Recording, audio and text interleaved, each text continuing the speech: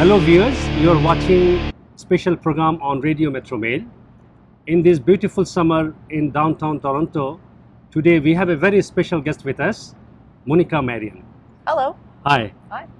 Moniquea is a Toronto-based actor, comedian and writer. She writes and she inspires people to create content. She is a content creator. And we are very proud to mention here that she has been with Radio Metro Mail in last quarter, and she hosted a program which inspires a lot of volunteers and Radio Metro Mail staff and the other audience as well. Today we have Moniquea Marion with us. Moniquea, you are most welcome to our radio program, and it's a pleasure to have you here today. Thank you. It's great to be here. So if I like to ask you or request you to introduce yourself Sure. to our audience, so how would you like to introduce yourself?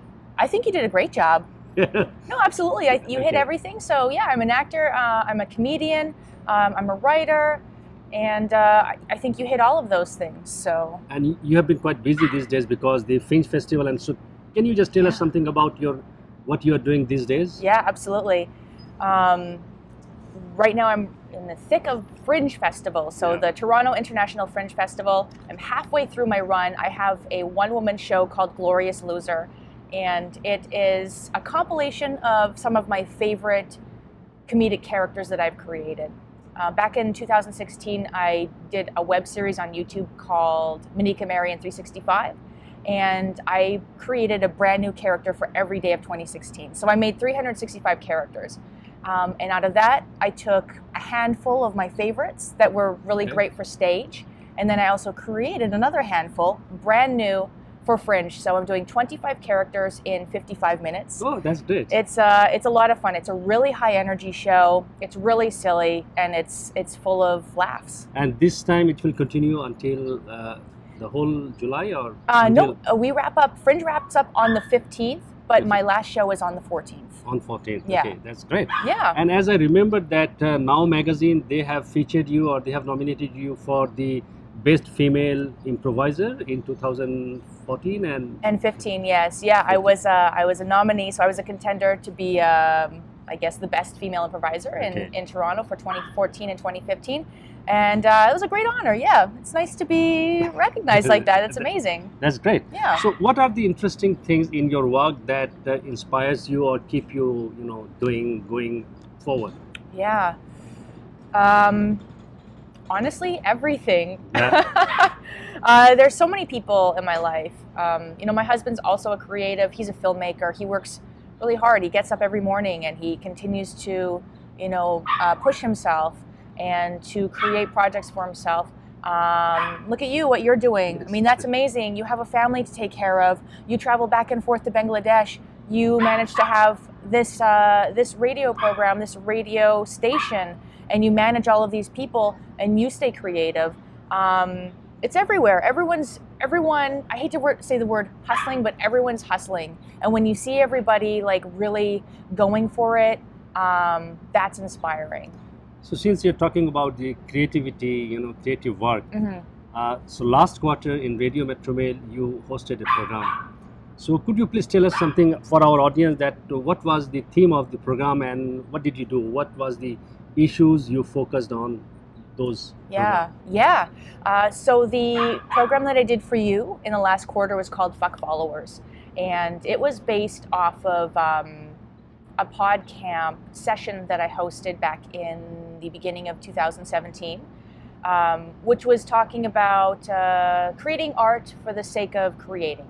So basically it was, how do you say? I'm at a loss for words. Let's edit this out. Yeah. Okay, let's start again. That's right. I did do a radio show for you in your last quarter, and it's called Fuck Followers. And the motivation is to basically create art for the sake of creating. So all of my episodes, I think I did 12. Yeah, you 12 did 12 episodes. Yeah. And each one sort of had the same thing, but different themes. So for instance, I started off talking about my own personal experience and doing the web series in 2016 where I did 365 character videos and how that really burned me out. And the whole process of trying to gain followers was exhausting. And a lot of people want that, but a lot of people can't get that, and they think if they don't get that, that they've failed. Whereas I'm trying to tell people that don't rely on how big your following is. Just create for the sake of creating, because you can.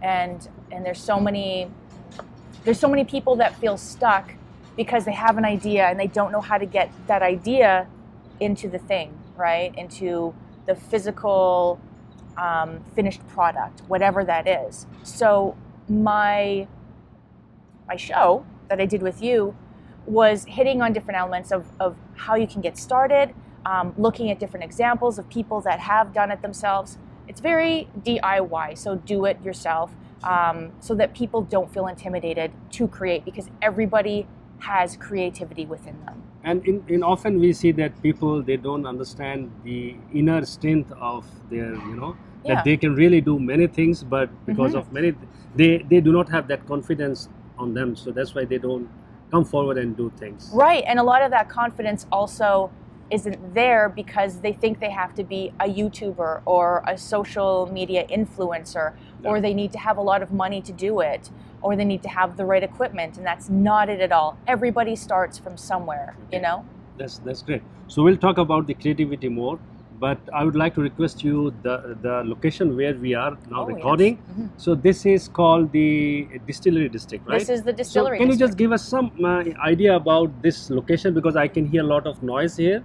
Okay. So if our audience can get some idea about the location where we are shooting. Sure. Well, we're in downtown Toronto. It's called the Distillery District. It's close to the St. Lawrence Market area, and I'm not an expert on this area, but I believe probably 100 years ago or so, this used to be all distilleries and factories. And so they've made it into like a really cool sort of trendy shop and eating area where people can walk around, and there's cobblestone. They have a beautiful Christmas market in December. And then it's a short walk away from the St. Lawrence Market, which was down closer to, I guess, where the water is. And a long time ago, they actually had a fire, and it took out a bunch of buildings, and so they rebuilt that. And summer is quite vibrant here, right, in this location? Absolutely, yeah. We were in a patio. Actually, we're not supposed to be on this patio. Yeah. We just kind of positioned ourselves here to shoot this. So yeah, there's tons of patios, and then there are breweries, there's pubs, there's restaurants. So people come, they walk around, they take pictures, because it is really beautiful. It's very family friendly, and there's great shops. Okay, thank you very much. You're welcome. So let's come back to our creativity. You were talking about creative work. Yes. So what are the most important things for the creative work? Those, I know that you inspire people to be in this, the creative world, so they should create things on their own. So what are the most important things, those who want to be creative or want to be in the creative world? So do you have any recommendation, suggestion for them that, the important things they should remember? I think the most important thing to remember is to just do it. Whatever your medium is, if it's writing, painting, sculpting, if it's acting, if it's, doing podcasts, learn about how the people that you like in the industry got started. And so if that means taking classes, if that means going online and learning through YouTube tutorials, it's all there. So just do it. Don't be afraid to take that first step, and don't be intimidated by what you may think that you have the lack of tools to do it. You don't. Everybody has everything right inside of here. That's right. And all of the physical tools are just the extras. Thank you, Moniquea. So I think one of the worries that quite often comes to the mind of the creator, particularly those who are new in this field, they think that what happens if I don't get it right, or if it goes wrong, or if I get the bad review. So they don't want to take the stress of that kind of, So have you ever faced this kind of, situation where you have got bad review, and how you have handled that? Absolutely, I definitely have. Anything you put online is open for the world to judge. That's right. Whoever finds it, and everyone has an opinion, and it's so easy for somebody to sit behind a computer and critique your work, and you never have to know who they are because they have an alias. Yeah, the first few times that happened to me, I took it very personally, and my immediate reaction was like anger, you know, like, what do you could have just not said anything if you didn't have anything nice to say. But then you realize, like, okay, that's just like that's one person that feels that way. But there are many other people, those who haven't shared their Sure. thought or feedback, but yeah, might sure. like it. Or Yeah. there's just people that you know, maybe they don't like it, but they appreciate the fact that you are working on something and you're putting it out there. Not everyone's going to love your work. In fact, probably not a lot of people will like your work. But to be doing it for yourself is of the utmost importance, right? If you like your work, that's all that matters. If it's not hurting anybody, then and you like it, then great, go forward. But when it comes to reviewers, I mean, I know a lot of people stress about it in theater and acting. Again, a reviewer is one person. Okay. And it sucks when it happens because that's what people look to.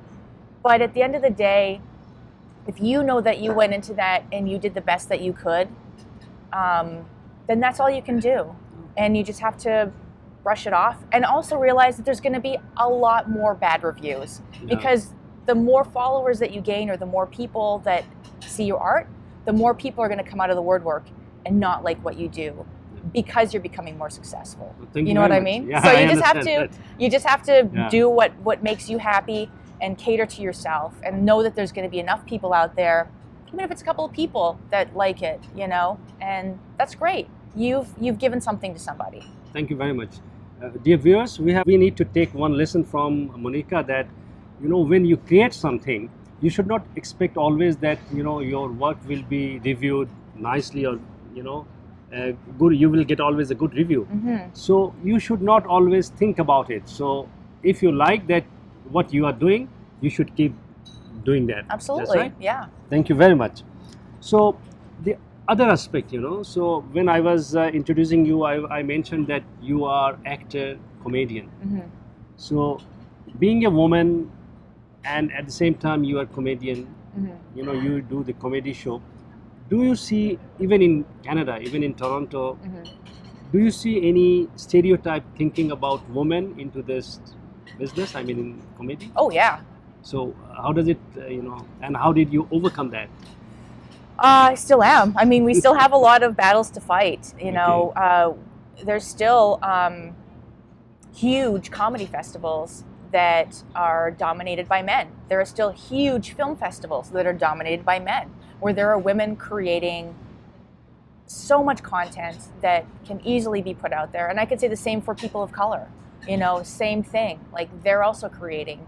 And there are movements happening, but, you know, it's disappointing when you see really big festivals and it's like, oh, there's only 4 women headlining. You know, when you know there's so many talented women that could easily have filled the spot of that man. But So is it the women, they are not coming forward, or there is no space for women? What do you think? There are a lot well, of... there's always space for women. It's a Yeah. matter of, it's a choice, right? Whoever is organizing that, you know, that's a choice that they're making. So, I mean, the community is chock full of really great, you know, female directors, writers, actors, comedians. But it's just a matter of whoever is in charge is not filling that quota of like a 50-50, you know what I mean? Okay. So we're there, we're here, I'm here, you know, look at me, I'm one of them, right?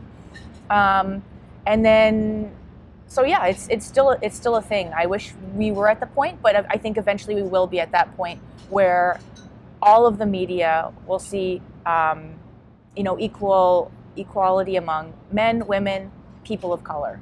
That's right. So you, being a woman and being a comedian, Mm-hmm. you are very much visible in the media, particularly the social media. So what about the other women? You're saying there are many other women, they are very creative, but for some reason they are not visible, or they do not you know, announce their existence in media, in social media particularly. That they don't announce their existence? Or they don't exist in these. There are people, there are yes, women, yes. creative women, even in acting or comedy, but for some reason we don't see them on media. So, do you have any recommendation or any suggestion for them? To get into social media? That's right. Yeah, just start an account, you know. You never know what could happen with a Twitter account or an Instagram account, a YouTube account. You know, that's another way for you to lend your voice and your face to the world. So something as easy as that. You never know what a tweet could say, right? And that's a great way to fine-tune your audience, to fine-tune your own voice, depending on the pictures, the videos you want to put on. You know, YouTube is not the only place that you can put videos. Now there's Instagram TV, IGTV, which is amazing. You can actually put like short films and videos, and that stays forever. It's not like the Instagram stories that disappear after 24 hours.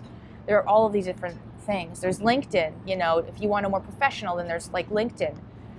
And you just have to start. That's the biggest thing. That's the biggest thing that I can tell people. Just start, just do it. No matter how scary it is, just dip your toe in. You don't have to jump all the way in. Just dip your toe in. Great, you've got an account. Cool. Okay, great. Now you're going to make your first tweet. All right, awesome. Do you have something else you want to say? Do you want to comment about a film? Do you want to put an inspirational quote out there? Do you have something funny to write about? Just put it out there. Thank you, Moniquea. Viewers, I know many people, those who often say that I have something in my mind, I have some plan to do, I will start very soon. But if I get something from you that this is the right time to start, you just start what you feel like or what you feel like to do right now. That's what you're saying, right? Yes. So since we're talking about comedy, so and we are in Toronto, which is a multicultural city, multicultural environment. So do you think that comedy can really play an important role in, you know, multicultural environment? Yes, absolutely. I mean, comedy is such a fantastic art form in terms of being able to put a mirror to your audience's face, right? So in order to show them what's happening with the world, you know, I mean, right now, I feel like our world is in a very divided state, and comedians have a great task at hand, and actors as well. Anybody that creates has a big job to be able to show what's right, show what's wrong, and potentially show how we can move forward and how we can all work together. So it doesn't matter what your race is. This is a good time, you know, to be able to be that creative outlet for people that are like, I need a release, I need a comedic release, or I just need to like watch something, or I want to learn about something, right? So I think one of the interesting thing about comedy is that through a very light mood, you can convey all these serious issues. You know, you can bring those. Definitely, yeah. It's one thing that I do a lot with my character work is, you know, I'm able to satirize a lot of people, whether they're good or bad. You know, it's a way to draw attention to them in a comedic way and show the ridiculousness of it. So it's something that, you know, we take pride in. So Moniquea, have you ever learned any hard lesson from your work or from your life that can give some idea about our audience, that how they should overcome those things? A lesson? Yeah. From my own life? From own life or your work, you know, since you are working as a woman comedian in a multicultural environment. Yeah. Yeah. I think it's really important for you to make your own opportunities. So for myself, as an actor, I go out for a lot of mom roles, a lot of comedy roles. But I'm never going to get sent out for my dream acting role unless I create that, which is why I advocate to create, right? You write your own scripts so that you can perform in them. You do a podcast, you can get better at speaking with people or telling stories. You know, that's what you do. So it doesn't matter who you are, and especially if you're a person of color, especially if you're a woman, especially if you're part of the LGBTQ community, then you're going to want to do that, because we have to kind of fight for those spaces. And if people aren't going to give that to us, then we have to give it to ourselves. Okay, thank you, Moniquea. So we were mentioning that this place is quite vibrant, a lot of music, so now we can hear a lot of music. Yes. I think we are very close to the end of our program. Okay. So just to tell you one thing, that Radio Metromail, we have number of good volunteers across the world. They send they contribute from Bangladesh, they contribute from Australia, they contribute from USA, they contribute from Portugal, in many other cities. So they are volunteers basically.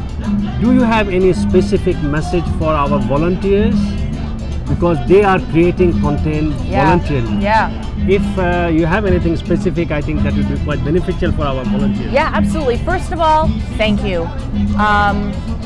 I know if you've been doing a lot of volunteer creative work, sometimes you're like, oh boy, another thing I'm not getting paid for.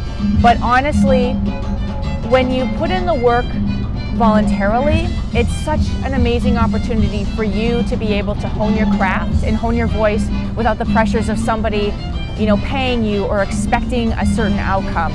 And I think that was the biggest thing that I looked at this opportunity as, you know, because I did have other things to do, but I made sure I gave you my word that I would do this, that I would give you a new episode every week.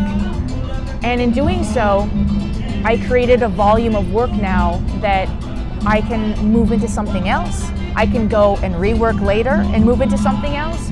So it's never a loss. Never look at something as a loss because you're not getting paid for it.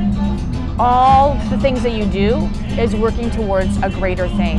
And when you look at it that way and you continue to put the work in, when you look back 5 years from now, you're going to be really impressed with you know what you've done and so much and content you have created. Yeah, absolutely.